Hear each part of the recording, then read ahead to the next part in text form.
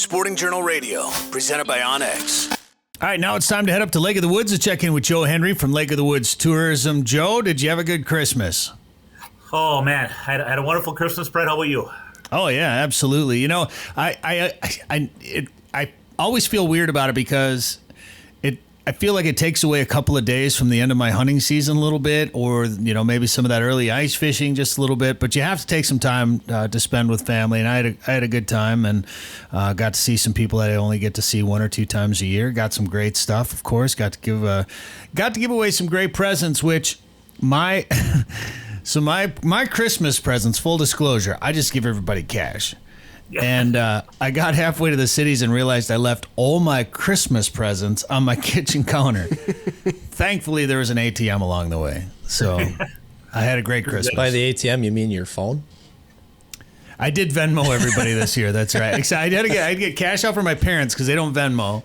And I give my cash parents for Christmas. But everybody else, I just Venmo'd. Perfect. But, yeah, I had to get Well, I was thinking about Christmas. Machine. And, you know, I was thinking about how much prep goes into Christmas and how fast it comes and how fast it goes, and I read it at my church once in a while. So I was reading at church a week before Christmas, and just trying to focus on the real, as they say, the real reason for the season. You know, maybe that's because is that my age? Am I still my age? Joe, I'll say, yeah, I mean, obviously getting together with family is the best part about it, is one of the best parts about it. Obviously, the reason for the season is the best part about it. And honestly, the Christmas Eve church service I've been going to since I can remember is my favorite part of Christmas.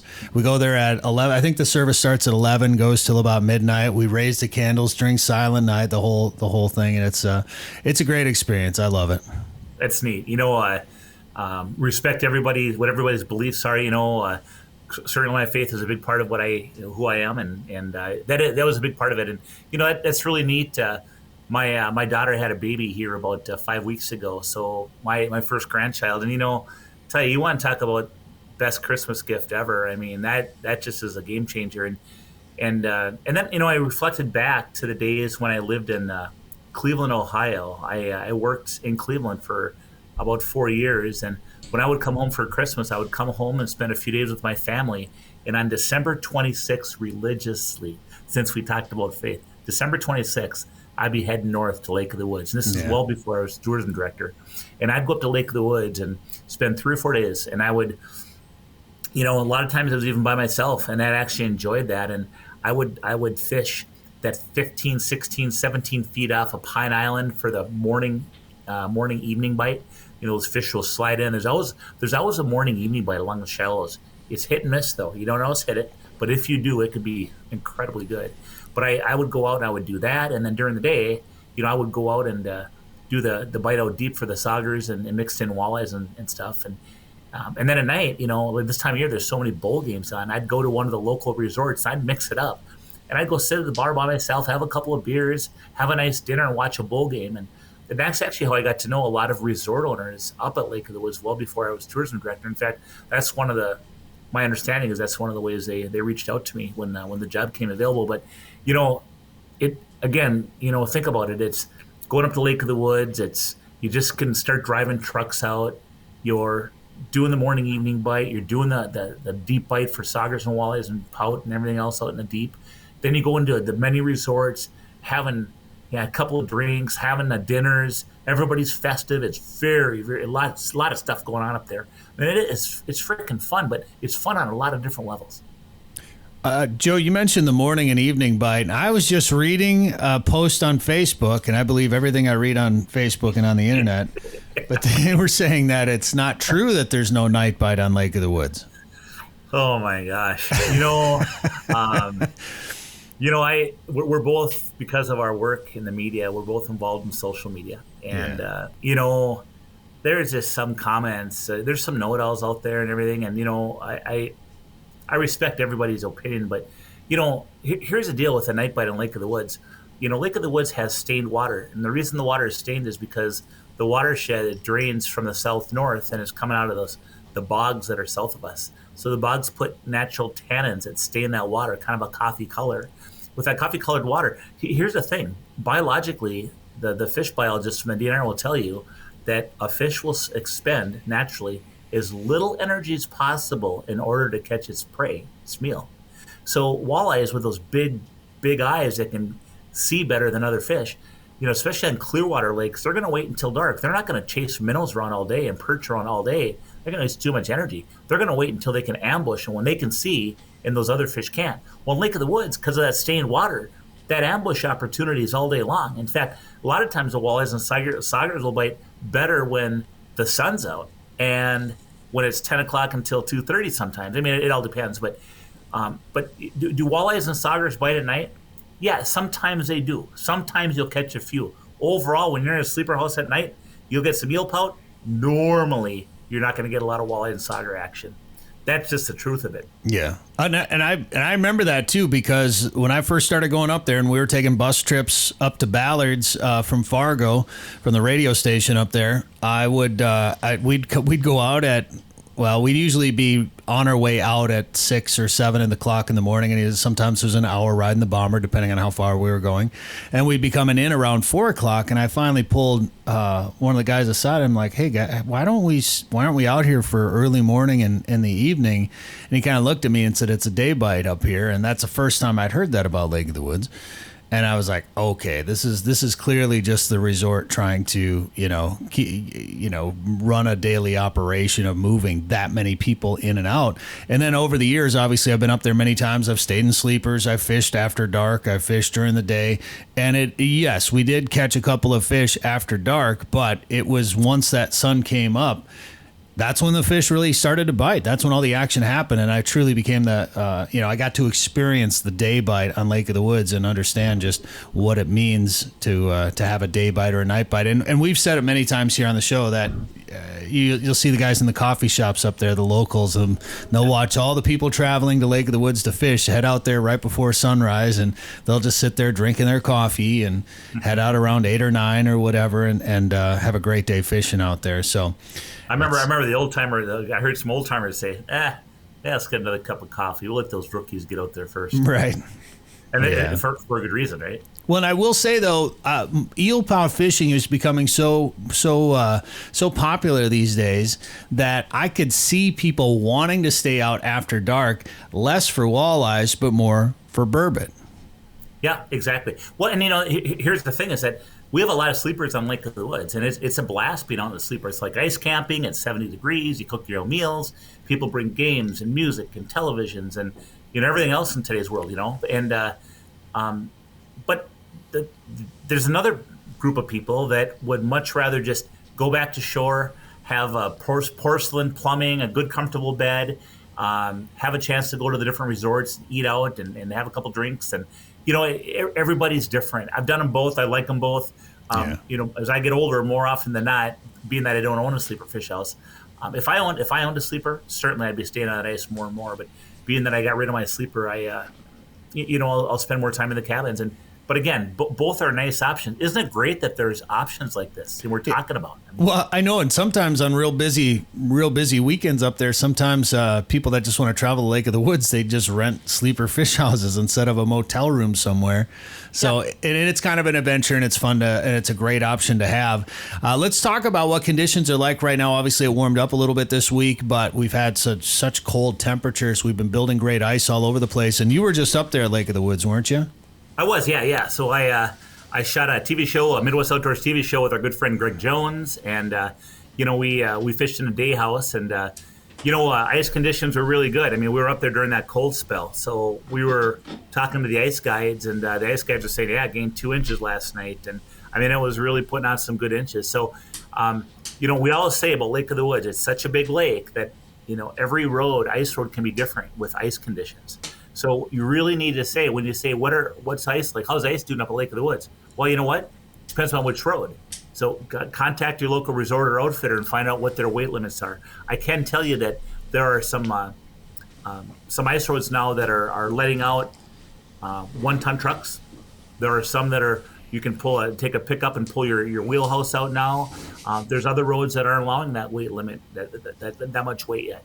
So it just kind of depends on where you're going to go, but it's game on, and this cold weather has helped build ice. I know the The Igloo Bar, they're talking about putting that out just before the first of the year. They had 18 inches as of last week in that spot. They're going to put it out. I love it. Yeah. I can't forget, too, and I didn't talk to Justin over at Cyrus because, the Igloo Bar goes out of Zippo Bay. The Angry Walleye is the second ice bar now, and that goes out of Cyrus Resort. Oh. So if you're up there, if you're going to hit a couple of ice bars, don't forget that Angry Walleye. It's kind of a fun one, too, and it's not real far offshore, so you can get there. It is. There's the Angry Walleye. But, yeah, so, things are happening, and thankfully we got that cold spell. We really needed it. I mean, when the resorts are constantly getting pushed, hey, when's your ice? Can we get up here? We're bringing our ice house. We're getting our truck. Can we do this? Calm down. Mother Nature is going to dictate. We're going to see how things go. It's day by day because we're going to go out there and measure the ice. And that's what they do. So we have another reason to come up there to Lake of the Woods now, Dan. What's that? The new bar. Well, yeah. To check out. David's in, I know. Yeah, count me in. Whoa. Well, Brett, He's so excited. If the new bar, the question Don't I get have, choked up about it. I'm really excited if about the it. new bar is called the Angry Walleye, what do you call your nephew Dan? Dan Sizzle. What would he be called? Mark Smith gave Dan a new nickname when we were up in Alaska. Dan Sizzle. Sizzle? Yeah, Dan Sizzle. Oh, why is that? Well, he was making some duck. He was frying up some duck, and he was sizzling. Dan was sizzling. He's just like Dar Sizzle on Instagram. Can't stop the sizzle. If you know who Dar Sizzle is, he's just like her. Look her up. She's I wear similar clothing. pretty much the same person. But I don't think Instagram what following nickname is do you have for Danny? in your bikini pictures. David, what But nickname do you have for Danny? what's that, Joe? I want to know what nickname David has for Danny. I don't know yet. Careful. I'll have to think on that. Good answer. Well, we're going to be coming up there at the end of January for an Aglow trip, Joe. I'd assume you'll be up there for that as well? Yeah, plan on it. I have a sports show in Chicago that butts up against it, but we're going to try to make it work. Oh, yeah. Are you, before that? Because we're going to a Chicago sports show right after that. Oh, yeah. Well, the one I'm going to is in Schaumburg, Illinois, and it's the Chicagoland Fishing Sport, and it's at the Schaumburg Convention Center. So it's that northwest suburb of Chicago. And it's great show, good crowd. I've been going there for quite a few years.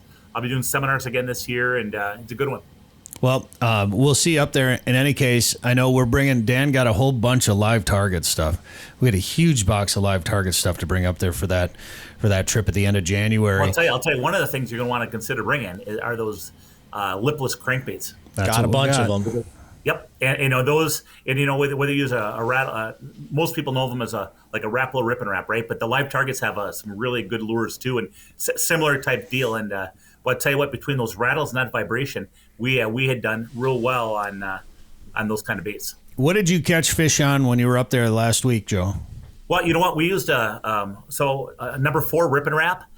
Greg was using that green fire tiger. I think it's probably a green UV fire tiger.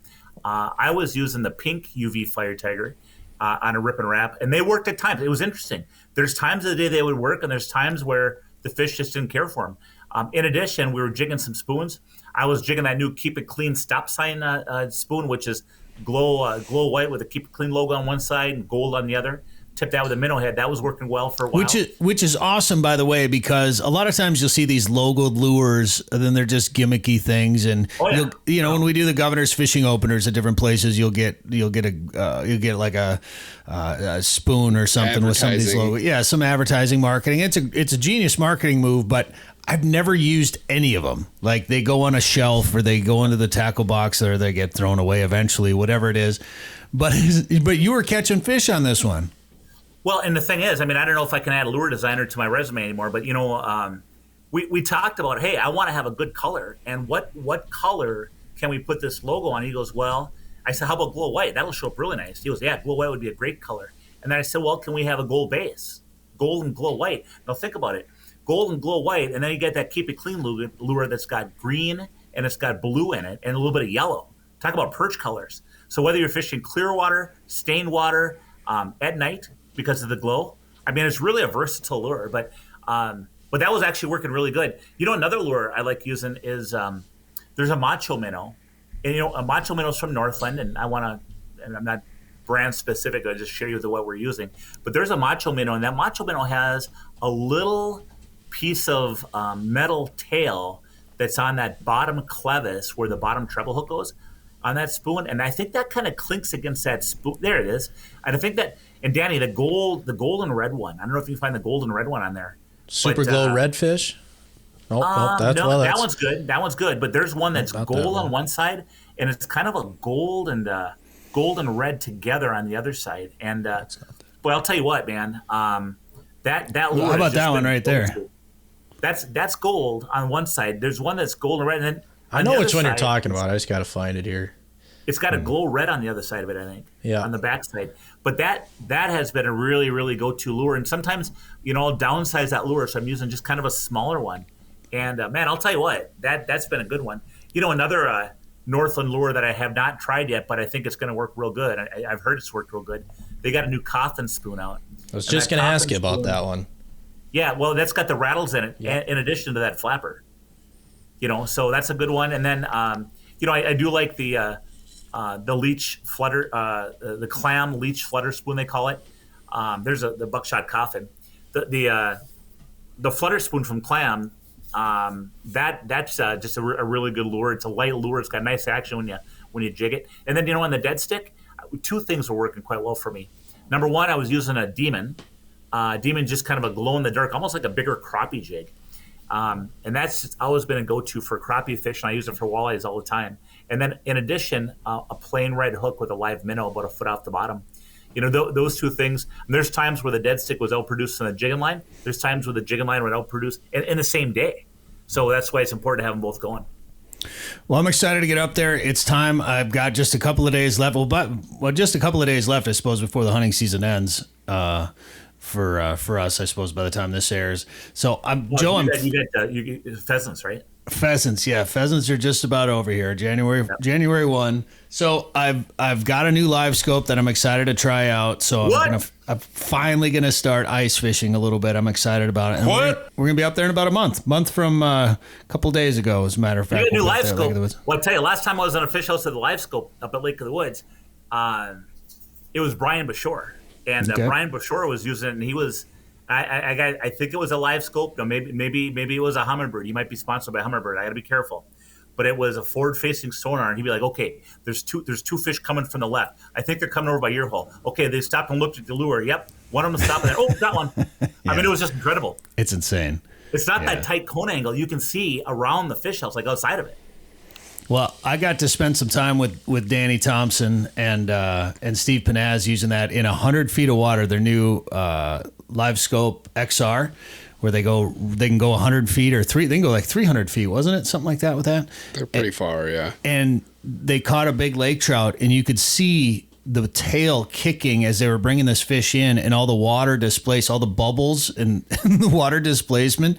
It just looked like this big cloud of water coming off the tail. I mean, it's it's pretty insane when you think about it. It's crazy technology. Yeah, I know Danny and actually Steve gave me a call last week. He was up fishing too, and we chatted a little bit. But that's gonna be fun to use. I'm excited for you. It's that'll be fun just to see what's coming through. And like you said, there's so much detail. Sometimes you can tell by the profile of the fish what kind of fish it is. Yeah. Oh, absolutely. All right. Well, we'll try it out. We'll fish with you here in about a month up at Lake of the Woods. Joe, and if people want to get a trip planned up there for this winter, what should they do? You know what? Hey, check out our website, and that is lakeofthewoodsmn.com. Hear more at sportingjournalradio.com or wherever you get podcasts.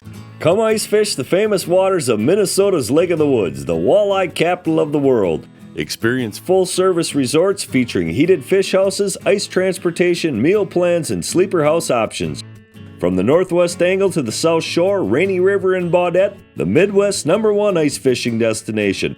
Walleye, sauger, perch, and northern pike. Minnesota's Lake of the Woods, best fishing anywhere. For more information, log on to lakeofthewoodsmn.com.